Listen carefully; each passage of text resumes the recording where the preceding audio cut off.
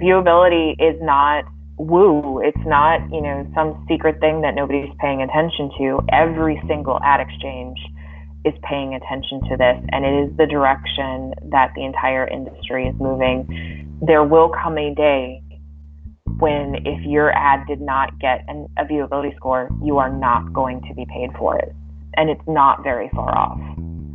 That was Amber Bracegirdle, and she's today's guest on episode number 138 of the Chopped Podcast.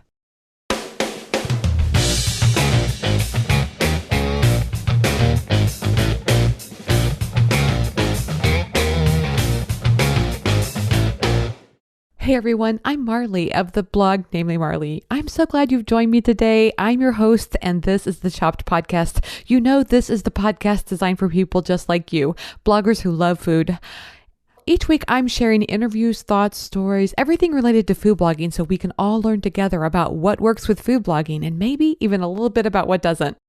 It's a lovely day here in Kansas City. We're really enjoying the warm summer weather. I hope you are as well.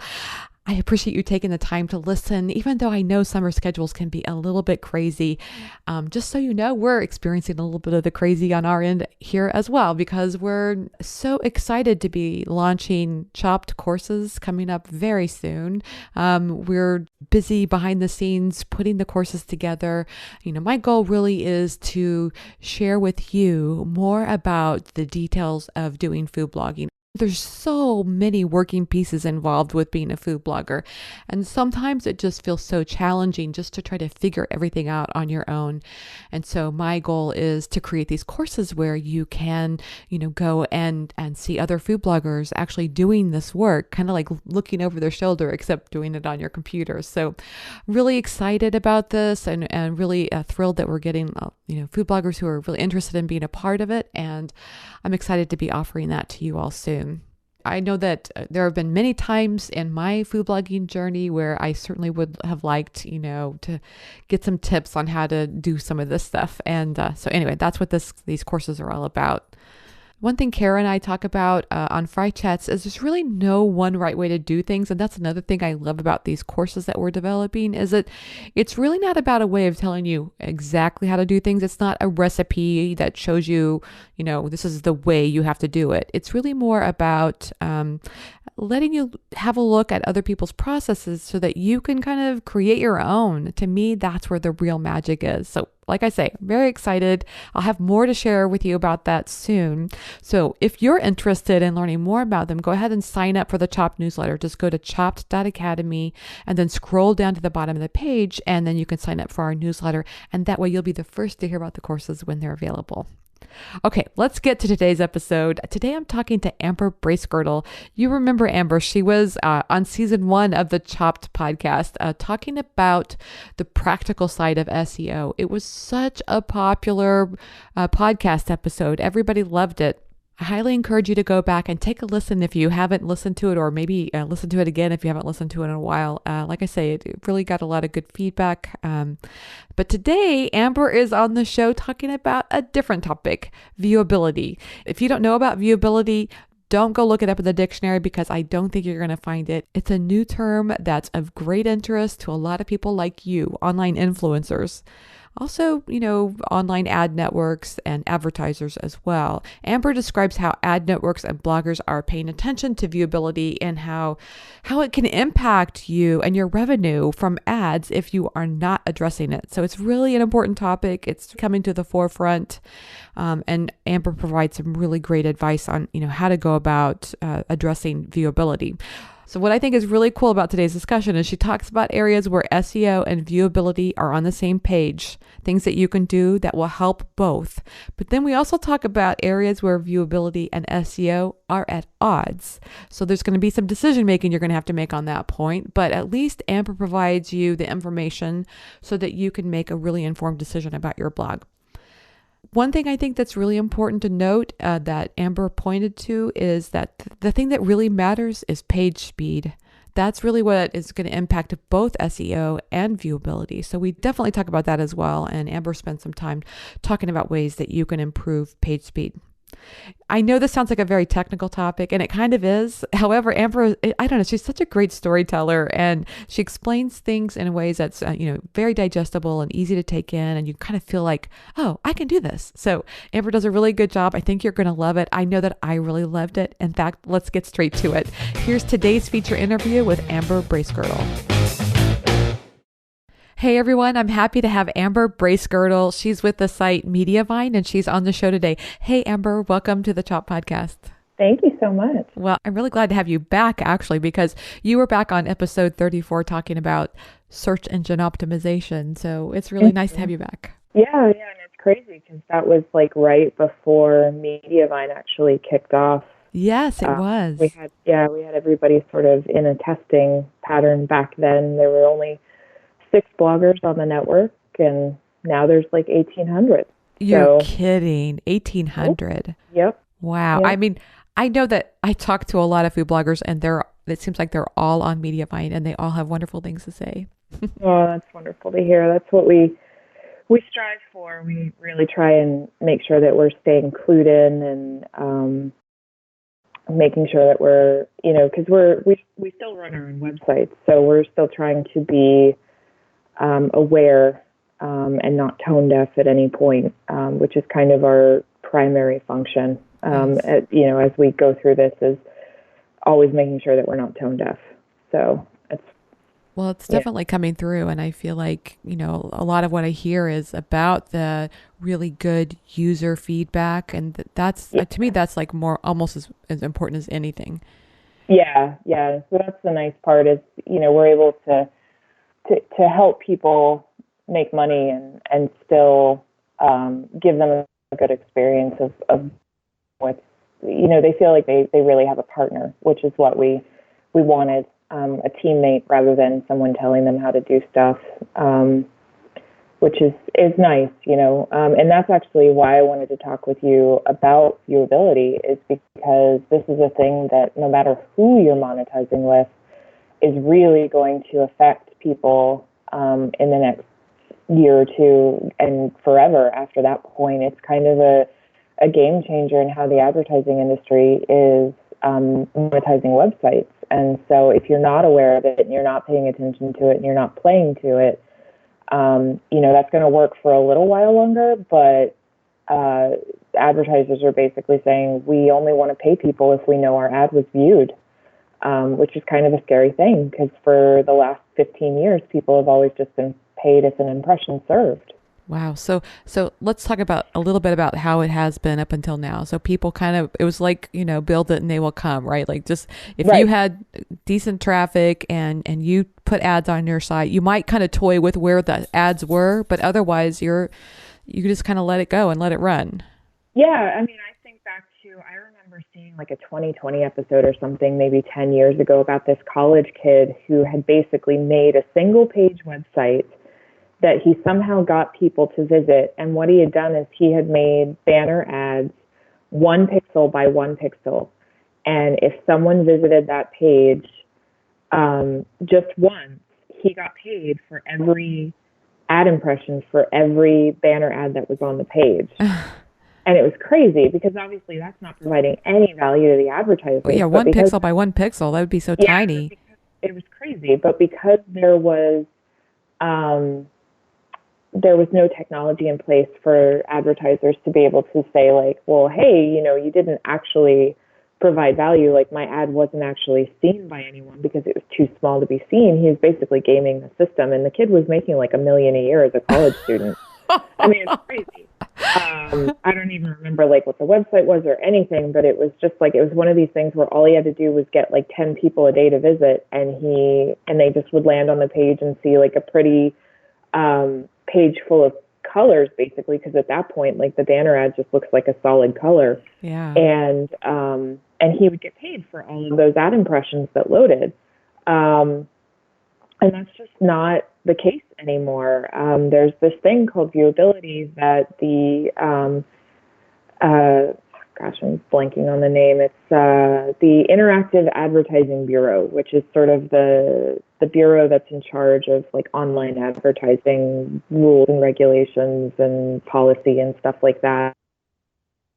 they came up with this idea of viewability, which Microsoft will still tell you is not a real word.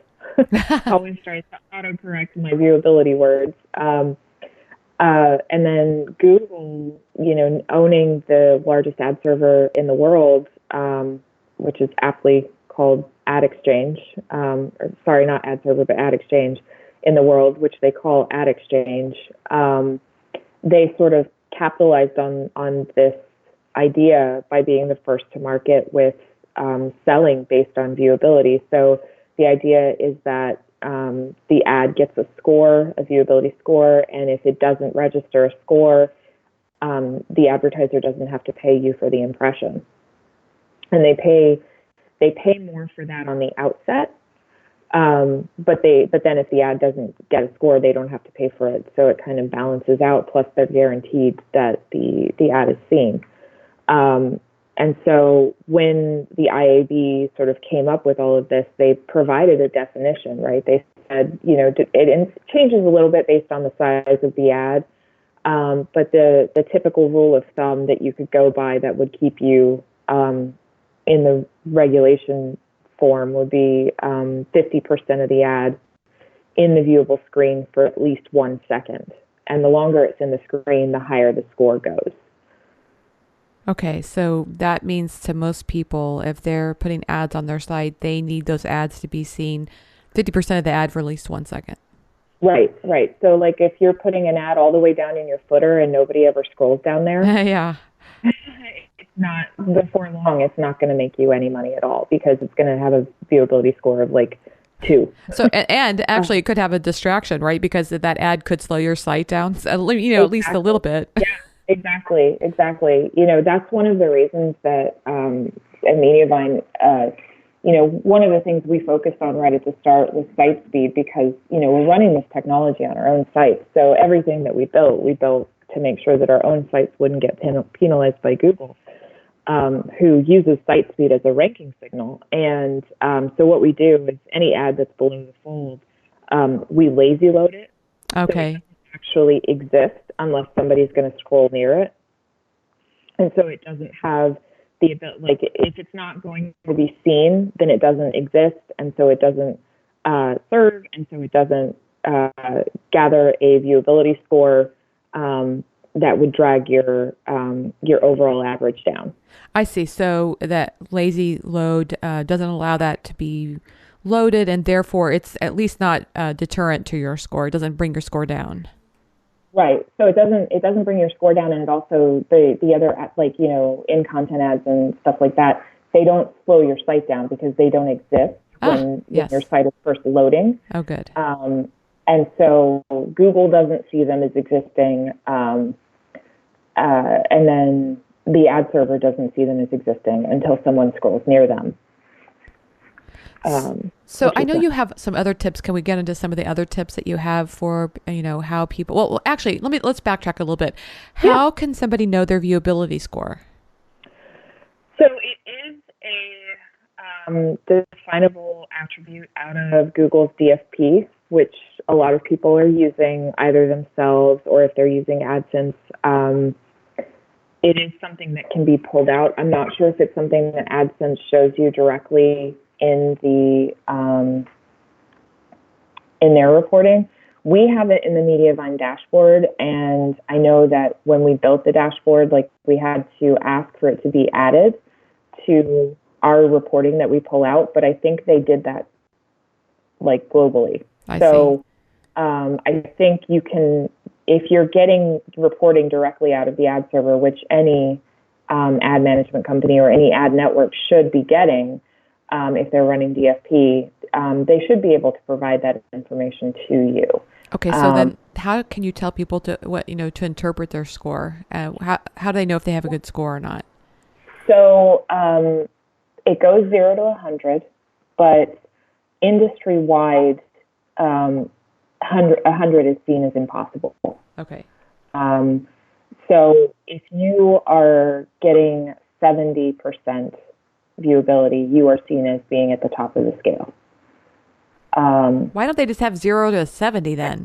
I don't know. Okay. I don't know. Let's just make this unreachable for you all, okay? Right? Yeah.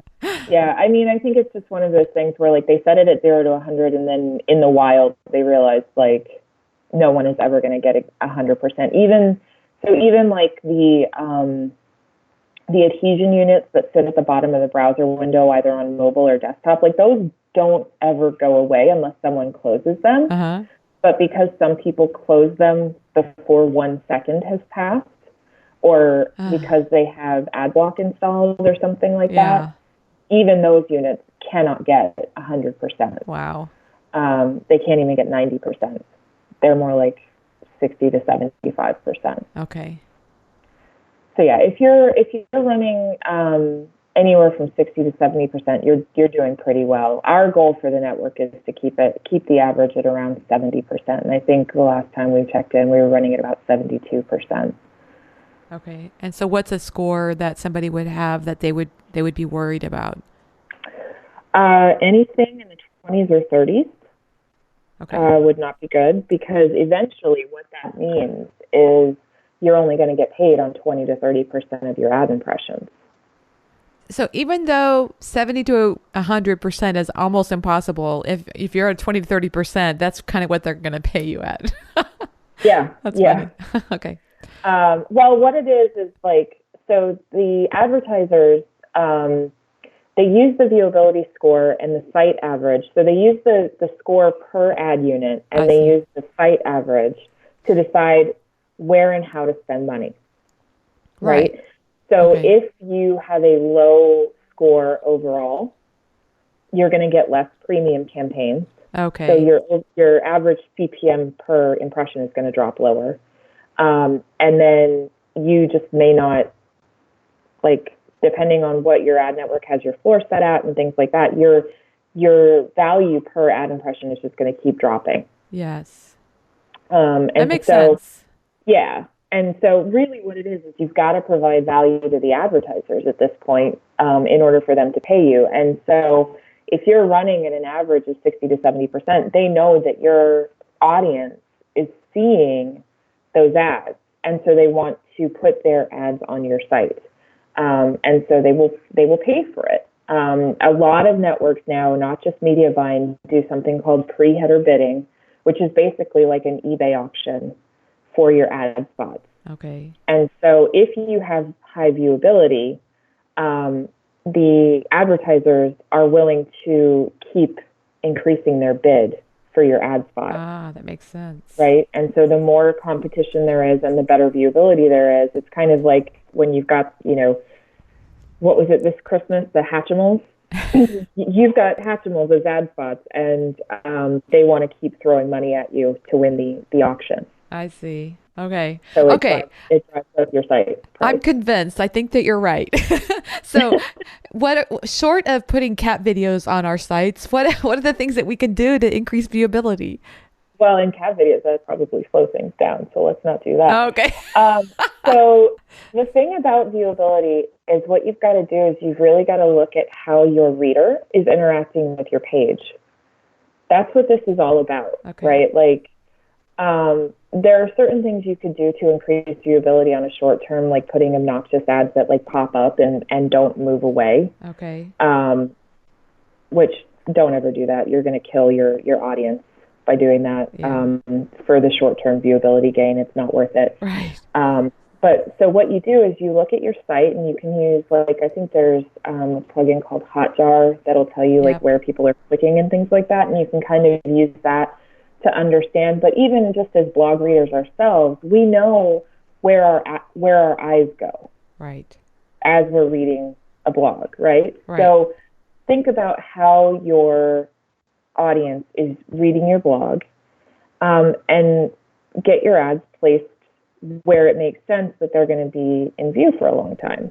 Okay. So like one of the things that we just recently moved to is realizing we don't really want to do autoplay video as a network, because the viewability is terrible. Right.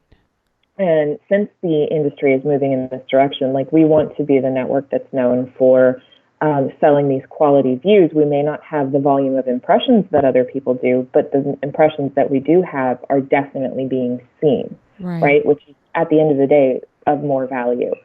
And so what we've recently started suggesting, especially to our food bloggers, is put your videos above your recipe card, not at the top of your post. Because when a reader is interacting with your page, they scroll down, they reach that video, they probably have a little bit of the recipe card in view as well. They'll watch the video, and they'll also have your sidebar ad, the sticky one that stays with the reader, in view as well. And so just understanding how your reader is interacting with your content allows you to play to those strengths without bringing in obnoxious behavior. That's a good tip right there. Yes. Understanding your how your audience is interacting with your content and putting ads in those spots. Yeah. I mean, and that's how we sort of attacked this entire problem from the very start for ourselves. And so, it's not something we're keeping a secret. Anybody can look at the ads on any site that runs Mediavine ads and see what we're doing. So, even if you're running AdSense, you can probably figure out some of this for yourself.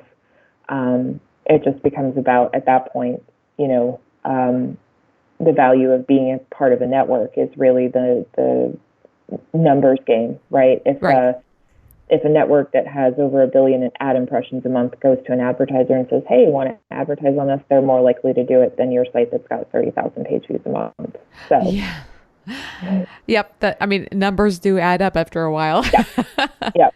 What about I think an old model that, maybe it's still actually a current model, but it's probably going to be an old model soon, which is, a lot of people would put those ads right at the very top. Is that? Oh, yeah. We refer to those as leaderboards. Okay. That's kind of the industry term. The ones that are long and wide and skinny. Typically, they're either a 728 by 90 in pixel size or a 970 by 250 is the larger one. We actually, when we brought out the desktop adhesion unit last year, we told everyone in the network, turn off leaderboard. It's a terrible idea to keep running it. We made it optional, but it definitely is one of those things that we're moving away from it. It used to be that if an ad was above the fold, it garnered more money. But the problem is websites don't work like newspapers. Yes.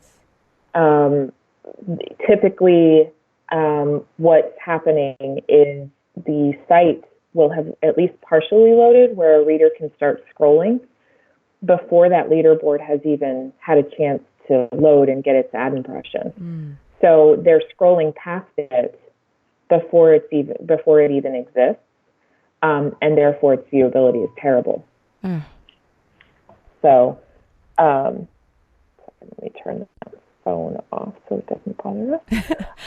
Well, I think that was a big statement right there, is that, I mean, sometimes I think it can be a source of frustration that advertisers really online, I think because they have the data, they can be a lot more finicky than, say, for example, they're advertising in Better Homes and Garden. They have no idea. The only thing they can say is that, there's a subscription rate of 5 million or whatever, probably 20 million. Yeah, I mean, this is the thing is, it's not just Google Ad Exchange that has the ability to sell on viewability now. It's all of the ad exchange, or almost all of the ad exchanges, and they're all moving to that direction because, Google had a huge competitive advantage for a long time because they were first to market with the technology. And so everyone is moving in that direction. And it's kind of one of those things of, if you're an advertiser and you have the option of paying 50 cents for an ad impression that you have no idea whether it was viewed or not, or $1 only for the ones that are truly viewed, which one are you going to do?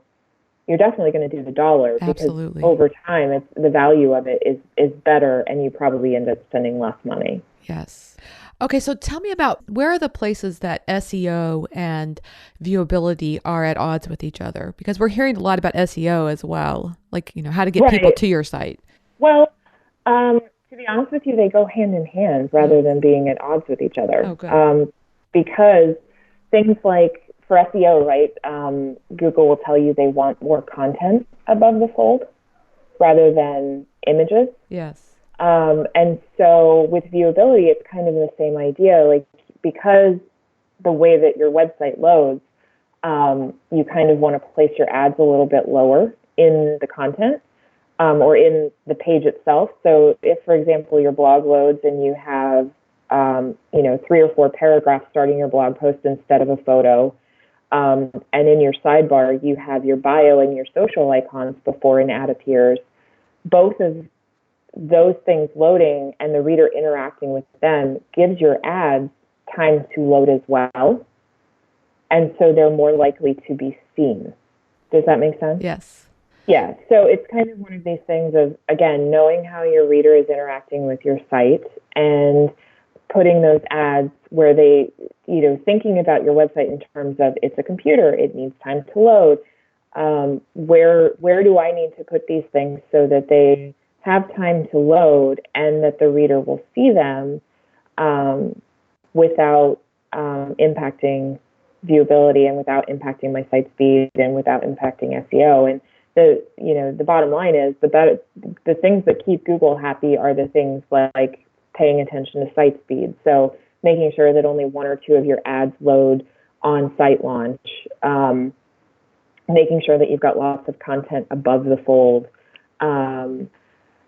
making sure that if you have ads below the fold, that they are not loading on site load and that they're lazy loading and they're only going to exist if a reader's actually going to see them.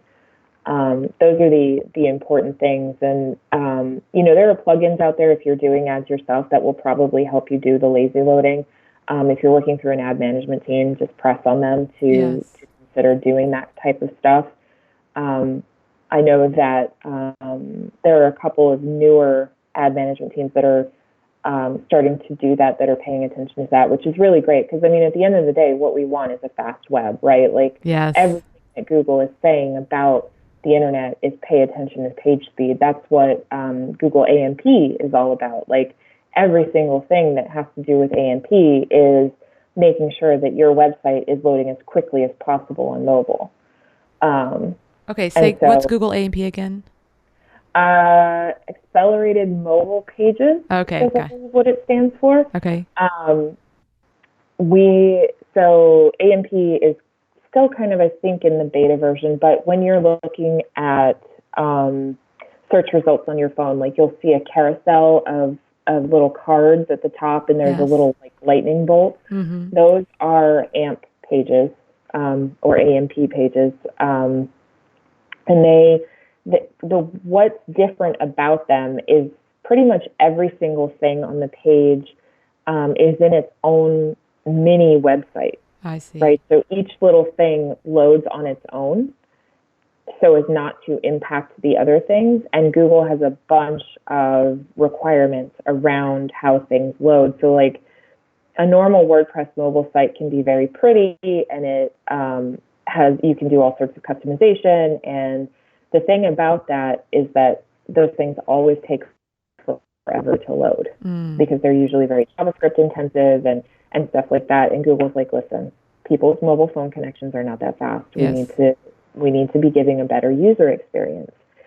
And that's what AMP is about. It's about giving a better user experience on mobile. And so each of these little things, like even social icons, like you can't just use, Social Warfare or whoever. You have to use like a Google AMP approved social sharing button because it's already been vetted as it loads quickly and on mobile and desktop. Right. Yes. Yeah. And so it's and AMP doesn't necessarily affect desktop quite. I was just going to say, probably like, nobody cares about desktop, right? Yeah.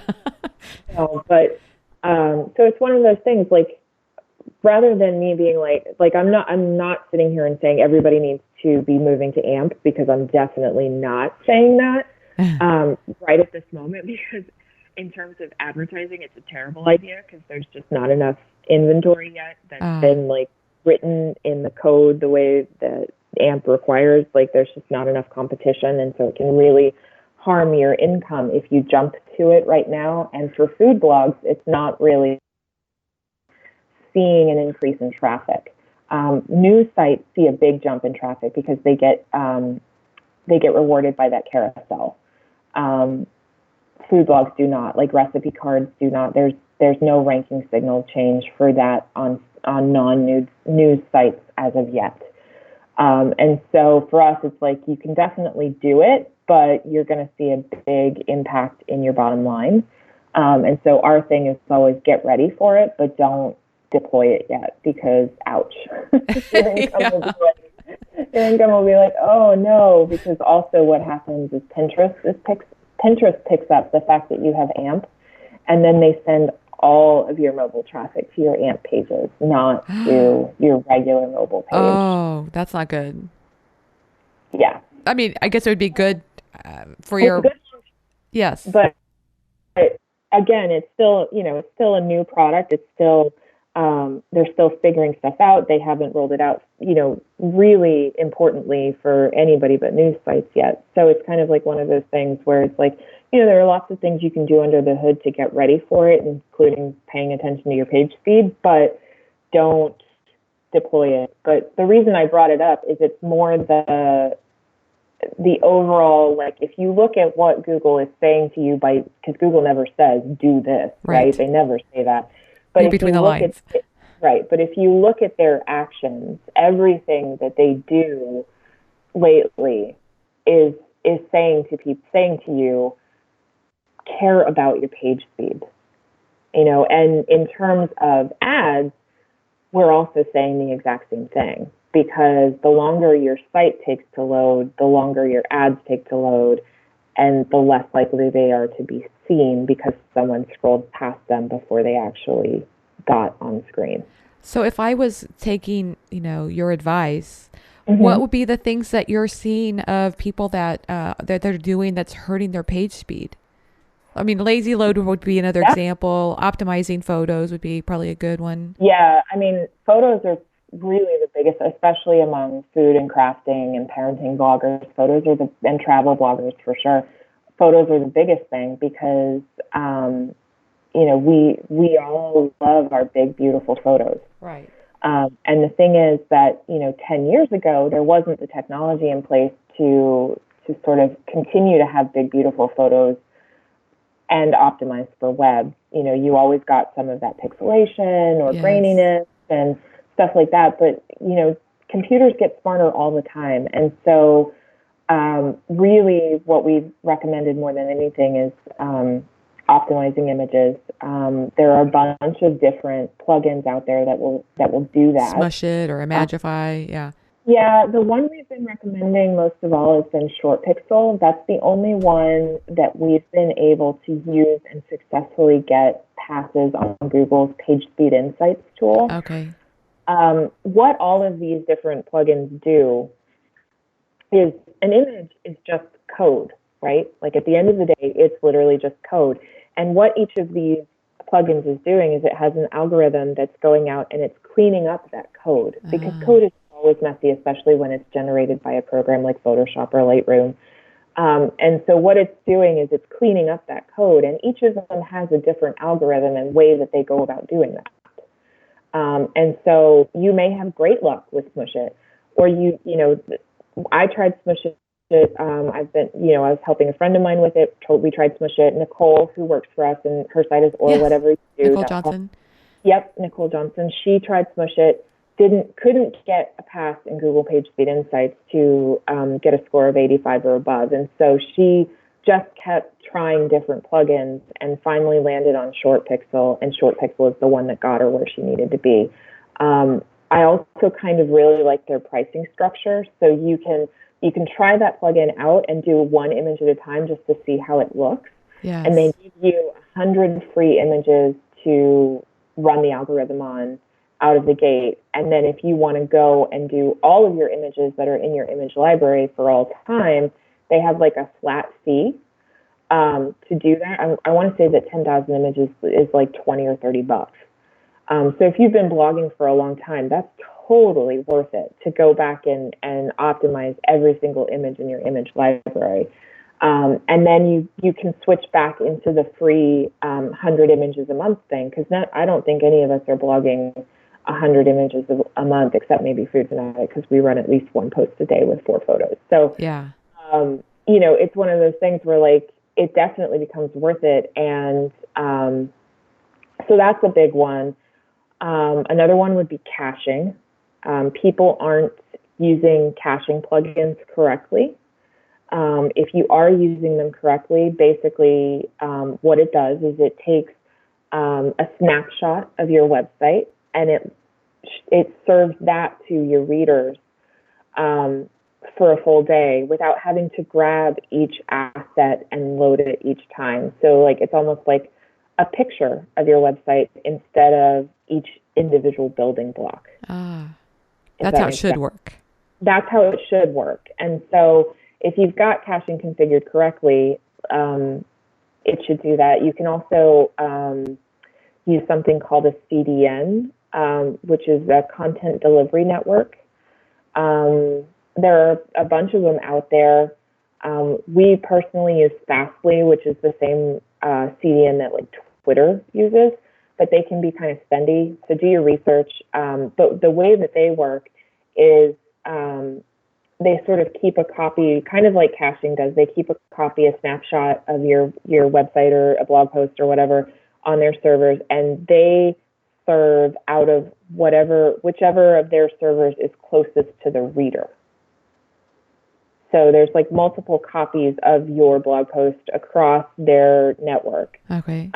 And so say, for example, they have a server in Seattle and they have a server in Tel Aviv. If you happen to be in Turkey, they're going to serve you the copy of your site out of Tel Aviv rather than out of Seattle. Right. And speeds things up. Yeah, that makes sense. So there's lots of stuff like that you can do. And it's one of those things, I think it's the hardest thing for especially lifestyle bloggers to wrap their heads around, because you just want to create beautiful content. Yeah. But at the end of the day, like your business is built on running a website and on technology. And so you either have to find someone to pay to care about this stuff, or you've got to teach yourself to care about this stuff, because it's the foundation of your business. Don't you think there's also this having too many plugins on your site can slow your site down too? Oh, definitely. And the other thing about that is that plugin developers typically don't code for speed. They code usability. Yeah. And so one of the things that really has been heavy for us is we're always saying to our MVPs, as we like to call them, we're always saying to our publishers, ask that plugin developer for an asynchronous version. Now, what that means is, so JavaScript has an option to run synchronously or asynchronously. If it runs synchronously, what it means is when your website gets to that particular function's code in the order of things, it will literally stop everything else from loading until it finishes. Yes. Now, if that's all hosted locally, it can be super quick. But if you're waiting on an outside source, say, for example, one of the worst offenders of this is like a social sharing plugin. Yes. So if you have pin counts and Facebook share counts and Twitter retweet counts all showing up on the blog post, that social plugin, it's not really the social plugin's fault, but it's having to reach out to Twitter's API and to Pinterest's API and to Facebook's API to get the real-time count of those numbers. That can take forever. Yes. They don't always answer. And so if your social plugin is running synchronously, it can literally stop everything else from working until it finishes or times out. Like most of them have some sort of timeout built in, but it's never like a millisecond. It's like 4 seconds, which in time is forever. Yes. And so that can really, if that's loading when your site loads and when the Google crawlers, that's what they're measuring. And so if they're measuring that and your social plugin is taking 4 seconds to load and stopping everything else from loading, that's bad. This is terrible. This is a terrible experience for the user, and they may downgrade you in search results. All because of social stats, which is not the primary purpose of people being on your blog anyway. It's not. Yes. And so, you really have to stop and think about each of these things that you put on your blog because they look awesome. Like, are they adding to the user experience, or do you just like them because they're pretty? And Yes. If they're not adding to the user experience, do they really, really need to be there or not? And Google will tell you they don't need to be there. I know that like brands love seeing their social counts and stuff. And Right. so I think there are a couple of different plugins out there that will actually allow you to tell it how many times a day to grab an update on those. Yes. So you do it like once a day, and then every other site load is basically, it's almost like caching those counts in the same way that a caching plugin caches your whole website. Yeah. And it speeds things up considerably. And it's kind of like the happy medium between you giving the brand what they want with social counts, and you giving Google what they want with a fast website. So I know I asked you this question earlier, and I kind of want to explain it, and that is where are areas where viewability and SEO kind of conflict with each other. And I have two areas in mind when I ask that question. And one of them is, I know we have talked previously, behind the scenes about this whole jump to recipe idea. I think, we're hearing that for SEO, that can be a really good thing because it provides such a good user experience. If people are just coming for the recipe and they want to jump to the recipe, but in some ways that's kind of bad because it causes people to bypass all the content. Yeah. It's really, in terms of advertising, it's a terrible idea. Okay. Especially for viewability. And I'm not going to argue that it doesn't improve user experience. It definitely could. Do I think it's actually a ranking signal that will improve your search engine result ranking? No. There are lots of ways to provide user experience that could do the exact same thing.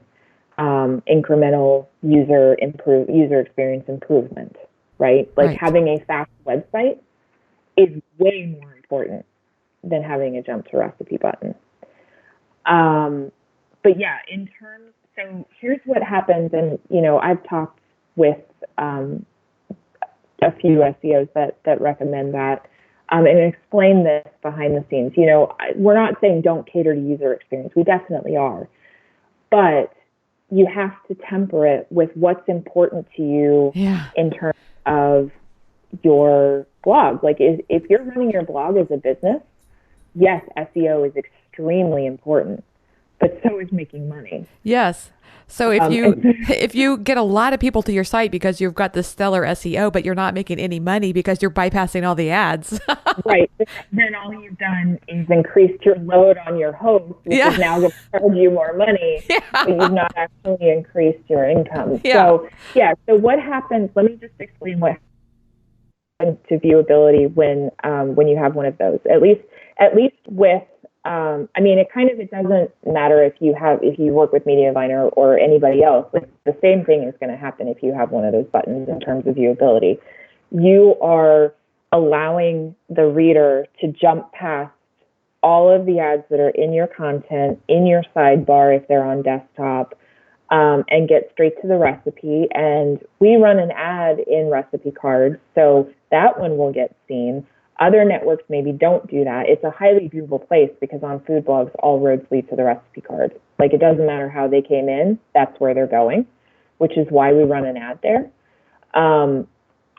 But in terms of, for Mediavine, the thing that frustrates us, and really it can actually hurt the user experience. So the jump to recipe button sends a message to the browser that the reader is scrolling, but very quickly, but they're still scrolling.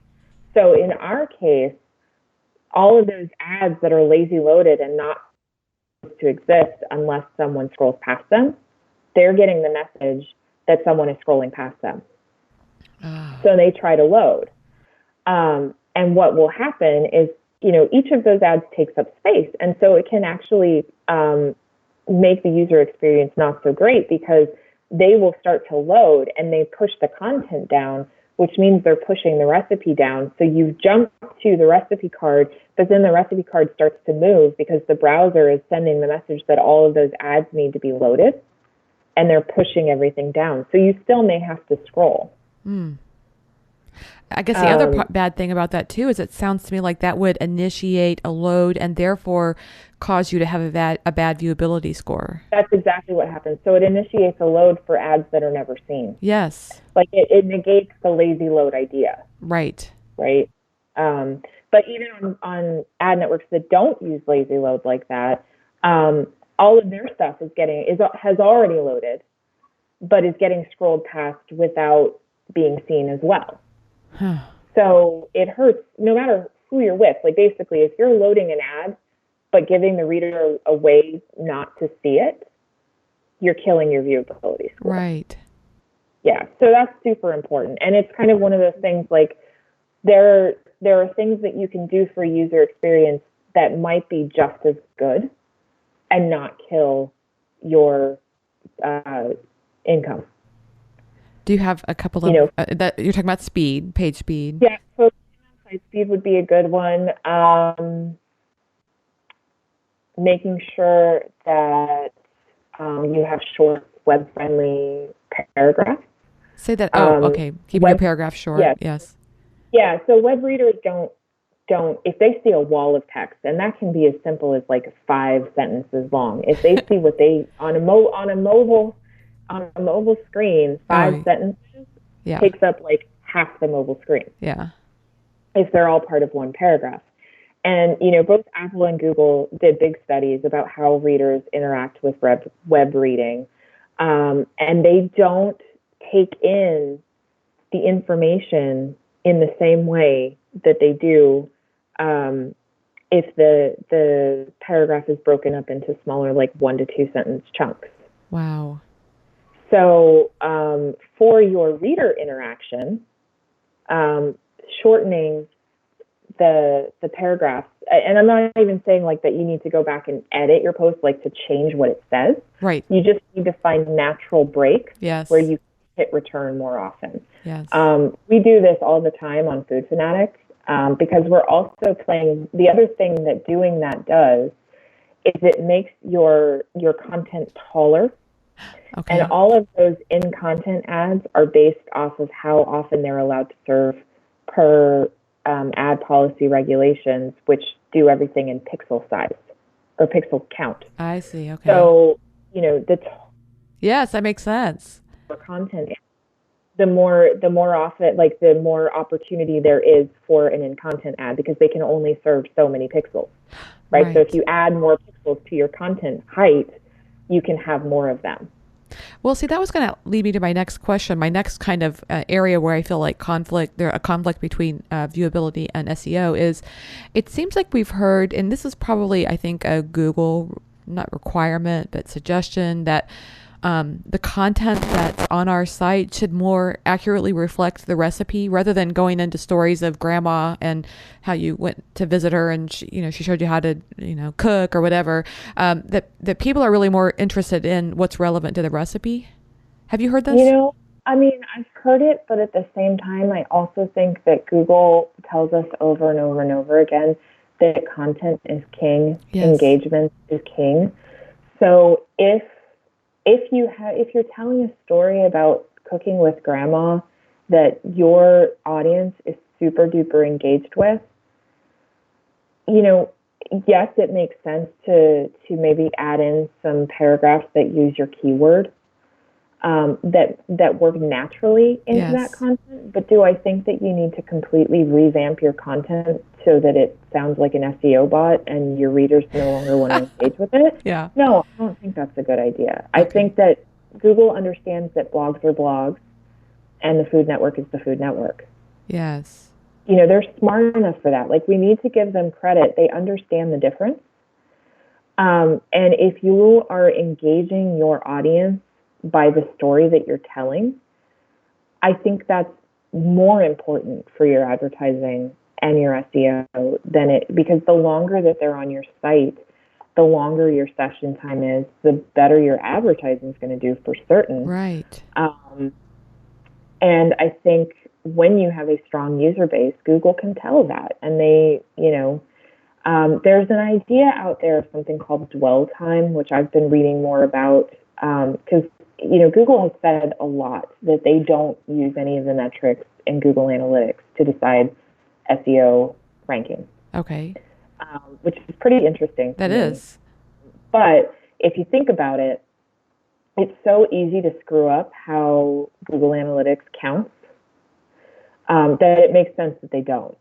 I mean, all it takes is accidentally putting your tracking code in twice to double your page views and kill your bounce rate. And so then none of that data is relevant and none of it is accurate. So why would they use it? You know what I mean? Yes. But one thing that even just Yahoo has admitted that they use is dwell time. And what that is when someone clicks on the search engine results, how long are they on your website before they hit back and go back to the search results again? And that's called dwell time? That's dwell time. So long, and there's no confirmation that Google uses this. So I want to be very clear about that. There's no confirmation out there that Google uses this. Yahoo went on the record and said that they do. There have been a couple of tweets that people have, from Google people, that people have interpreted as, oh, they definitely use dwell time. I'm never going to be like, oh, they definitely do or they definitely don't. I have no idea what Google's doing other than asking me to write good content that people engage with. But in terms of dwell time, like, it makes sense, right? It's like the longer that someone is on your website before they go back to search results, that's a signal to someone somewhere that you have quality content. Yes. And that's another reason that I'm like, I would not, no matter what it does for me SEO-wise, I would not put a jump to recipe button on my site, because if someone is paying attention to dwell time, then that's going to kill dwell time, because they're literally going to come in, hit the jump to recipe, hit print, and be gone again. Right. And so for me, that doesn't feel like a thing I want to do. I'm never going to judge someone for doing it.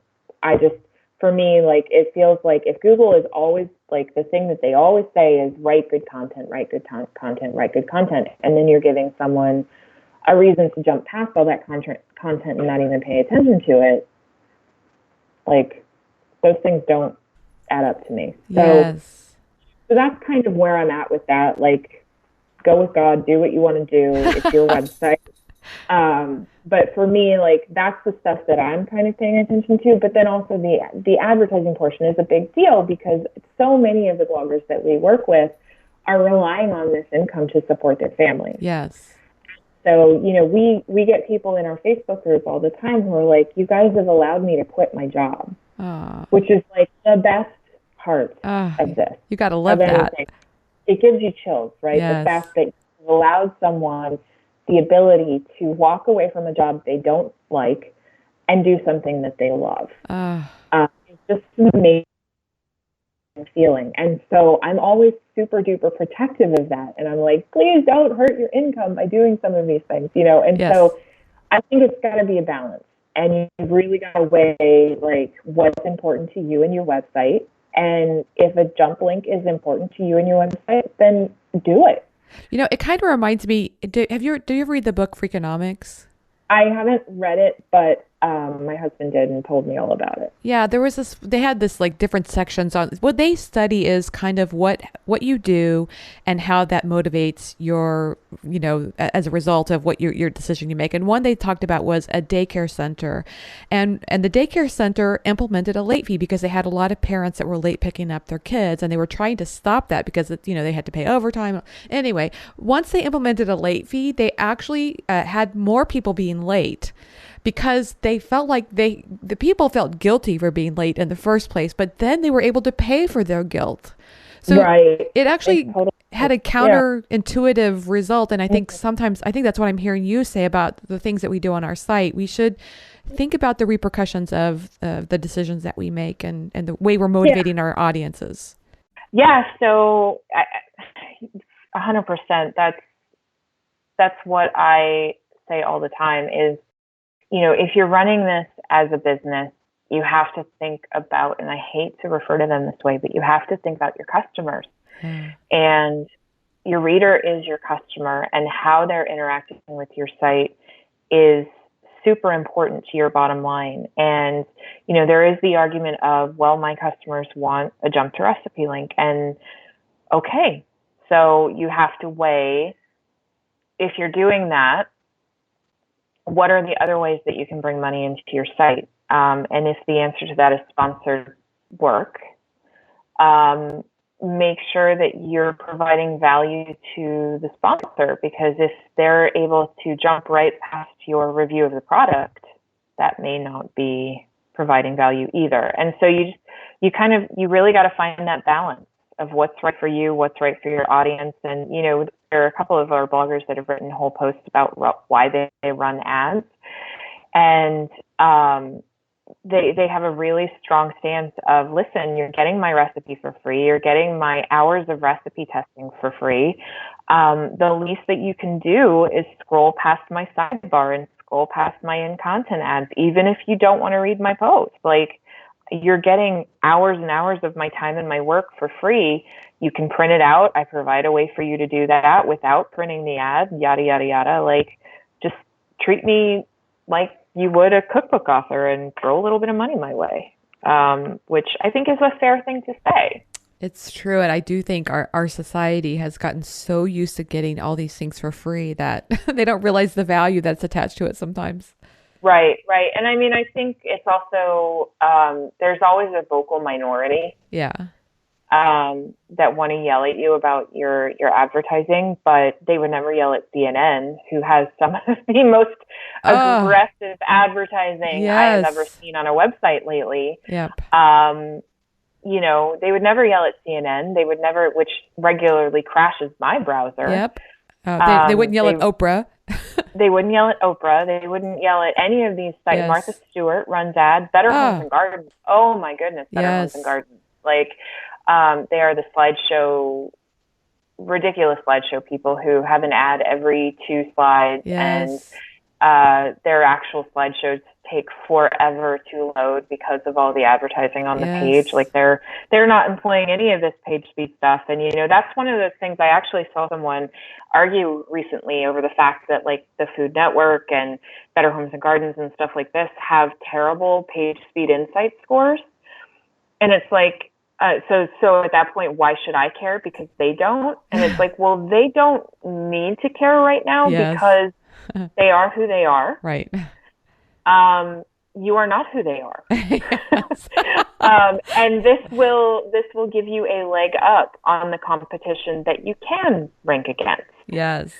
So I will never, support an argument that says, well, the Food Network's not doing it, so why should I?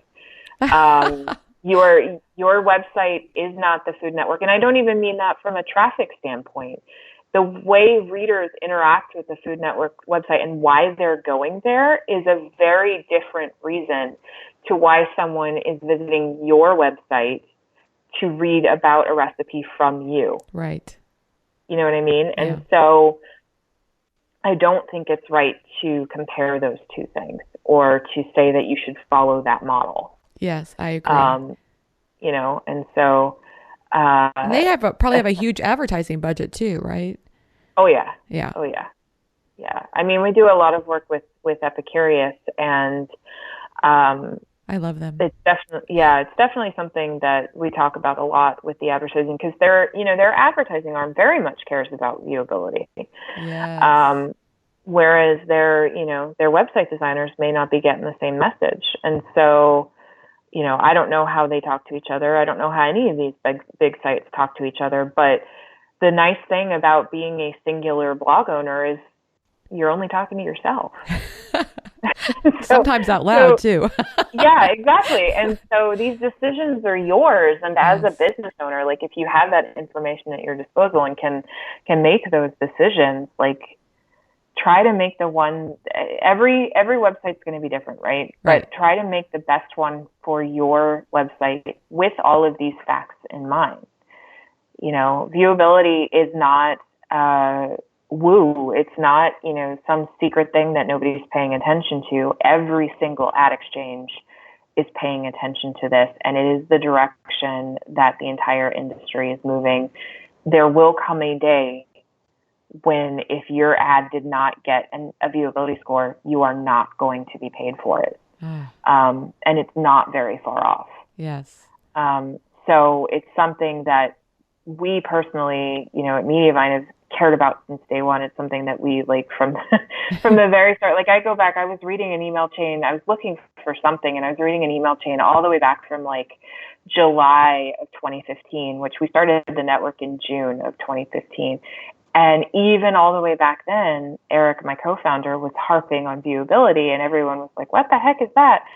And it's just one of those things that he could see the writing on the wall just based on the documentation that he was reading when he was setting up our ad server and stuff like that. And he was like, we're going to care about this. And I know it doesn't make a lot of sense because no one else is caring about it right now, but we need everybody to be ahead of the curve in order to be successful. And so that was one of our founding principles and business model ideas. And I think that, it doesn't matter who you're working with for your advertising. This is something that you need to be caring about because we all get our ads from the same exchanges. Yes. Right? Right. So it's kind of like Google Ad Exchange is kind of like Cisco for restaurants. Like you can go to 5 different restaurants that all serve very different types of food, but almost all of them got their food off a Cisco truck. Yes. And it's the same idea with advertising. Like it doesn't matter which network you work with. Yeah. They're all getting their ads from similar sources who are all implementing this technology. There's no secret not caring about viewability ad network out there. Like that's not a thing anymore. All the ad exchanges care. Okay, so just take that off the plate and just know that viewability matters. And I feel like you've done a really good job of kind of helping bloggers understand that topic and what are the things, how do they know their score and what are the, things that they can do to make that better on their site. Yeah, that's awesome. That's really my goal here I don't care who you work with for your advertising. If you are relying on advertising to support your family, this is something that I want you to care about. Between page speed and this, it's something that's going to deeply affect your bottom line over the next couple of years and into changing how you make money on your website, period. I love it. Okay, I love to ask fun questions at the end of our interview. Yeah. And I know I asked you about food last time, but I can't help it. It's like, I just have to ask you, what's your favorite food? My favorite food. If I recall last time, I'm trying to remember what you said. Was it some kind of salsa or some kind of, Tex-Mex thing? I think probably it was a Tex-Mex thing. Like refried beans is probably like my all-time favorite food, which is ridiculous, but it's so good. Like it's kind of like for a girl that grew up in South Texas, refried beans is as comforting as mashed potatoes.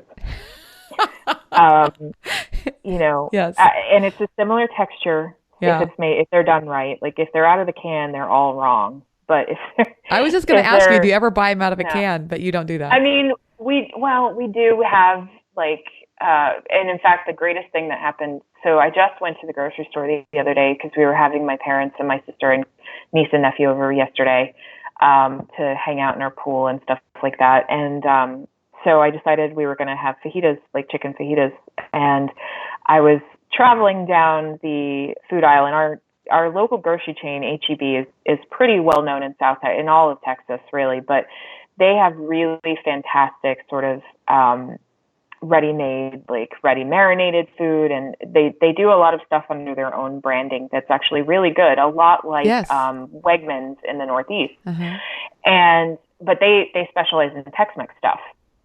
Nice. And so I'm traveling down to get the chicken.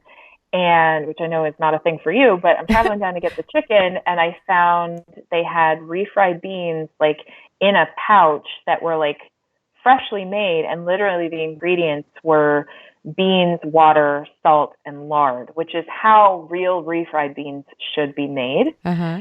And that was the ingredients on the package, and I was like, whoa, these look awesome. And so I threw them in the bag or in the cart, and we had them yesterday. And I swear they were as good as any Mexican restaurant you go to here, which is really kind of the only place that you can get true refried beans unless you make them yourself. Yeah. And so I was like, whoa, game changer, because they were perfect, and we had them on our tacos, and we had them next to our tacos with rice, and it was just like, yes, this is awesome. Like, I'm going to have to buy these from now on. I will not buy them in the can anymore because these are just amazing. And so, yeah, that was kind of my game changer yesterday. Cool. I wonder if someone like me could use coconut oil. Do you think it would have the same effect as lard? No? I mean, you can use vegetable oil for sure. Okay. Yeah, you can use vegetable oil and you'll get a similar effect. The thing that's hard is refried beans, to get them creamy, they need that extra fat that like a butter or a lard or something would provide. Yes. So you might be able to get there with maybe some flaxseed. Okay. And maybe water. An avocado then, huh? Yeah, maybe an avocado. An avocado is a good shout. Yeah, I mean, that's the thing about refried beans is they definitely, there's an extra layer of creaminess that happens. That, you know, like my sister has gotten there in the past, like with canned beans, by mashing them further and adding butter and milk to them, like you would mashed potatoes. Yes. So maybe try something similar. That, you know, when you make mashed potatoes, what are you using to make them that creamy? We use olive oil, or we'll use, there's some vegan butter products that we use that works too. Oh, yeah. So give that a shot, like the Earth Butter, Earth Balance, or whatever. Yeah. Give those a shot. I definitely think you could get there. I think there's going to be Mexican for dinner tonight. Yeah. So, I mean, that's definitely cool up there because it's so versatile. I mean, you grow up in South Texas and bean and cheese tacos are like breakfast. It's good stuff. You know? Yes. So, I mean, my kid gets served that like once a week for breakfast at his preschool. So it's like, definitely, they're a versatile food here that everybody puts on everything. And, so I definitely still say that. What's the favorite app on your phone? I know I don't remember what you said last time, so you can say anything and you'll be fine. Oh, you know what? It's funny. My new favorite app, and it's so sad. It's not anything functional. It's a game. And it's a game called Design Home. And it's got like some sponsorships from HGTV and stuff like that in it. But it's really, even my husband noticed it. He's a programmer. He's like, wow, that's actually really smart. And it's literally, they've sort of computer generated a bunch of real world couches and lamps and rugs and everything. And the way that the game works is you decorate a room and then other users vote on it. And the higher your score, the more like stuff you win to keep decorating rooms. But it totally zens me out because I can just literally like, this is pretty. I love it. Like I will do it to relax rather than be competitive. Like I just do it to relax. And then, because I just think it's pretty, but it also suits a need. A lot like The Sims did back in the day, right? Like there's a lot that I want to do in our house because we just moved in November that we have not been able to do because we have 2 kids under 4 and it's nuts all the time. And they're, you know, like I couldn't even imagine trying to paint a wall right now with 2 kids running around. Like, no. We just did that. So I can just tell you it's a lot of work. Yeah. It is. I mean, we did it a lot before we had kids, and I'm like, there's just no way that I would even attempt that. Like, I still have paintings leaning against my wall in my bedroom from November because we have not had time to hang them.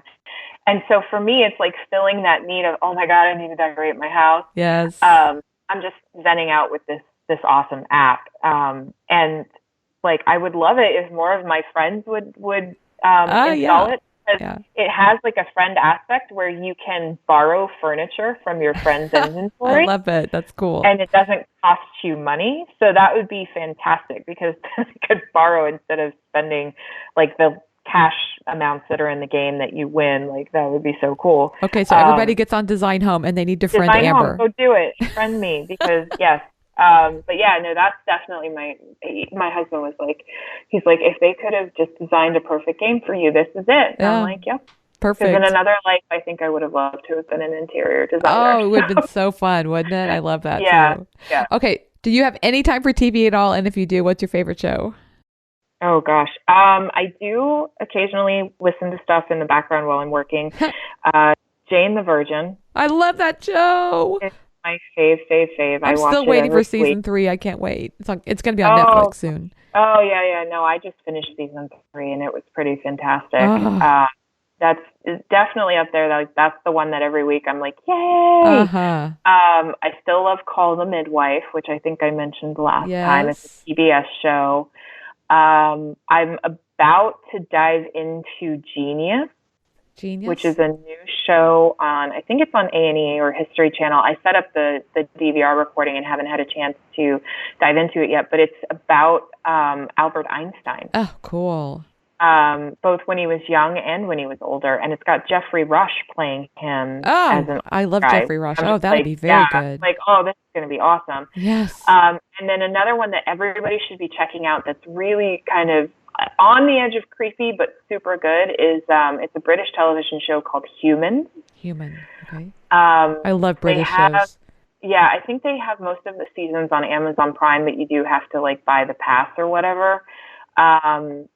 But it's about artificial intelligence, so androids, stuff like that.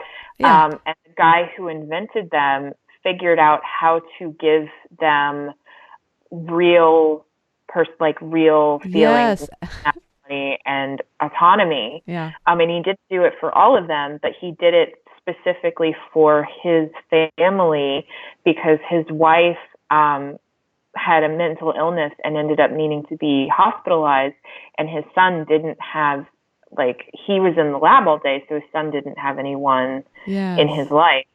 And so he basically built his son a family of androids. And it's just really, really interesting because somehow these androids got assimilated back into the normal android population with their autonomy sort of suppressed. Yes. And so there's like this action component of it, of the son who is now grown trying to find his family and dig out the buried code. Yes. And so like the show starts with one of these, the android that was meant to be his replacement mother is like assigned to this British family. And there are moments where her autonomy comes out and she like starts to breathe and and it freaks you out and you're like, whoa, what's going on? And then, it's actually kind of a thriller, but also really gets you thinking in terms of like, because we're not that far off from having androids in our own life. And like, there's a lot of repercussions to think about. Yeah. Yeah. So it's a really interesting show. And my husband doesn't really like hour-long dramas, but he ended up watching almost the entire season on a flight back from England because he's British. And he was so into it. He was like, you have to watch this with me. And we watched the entire first season again together. Wow. That's how much he liked it. And he is not a guy that does that. So it's definitely a really, really good show. Like, I think if you like the sci-fi thriller type stuff, it's definitely a show for you. Have you watched Black Mirrors? No, I have not. That's a British show. It's very good. It's almost like I think it's like a high-tech version of The Twilight Zone.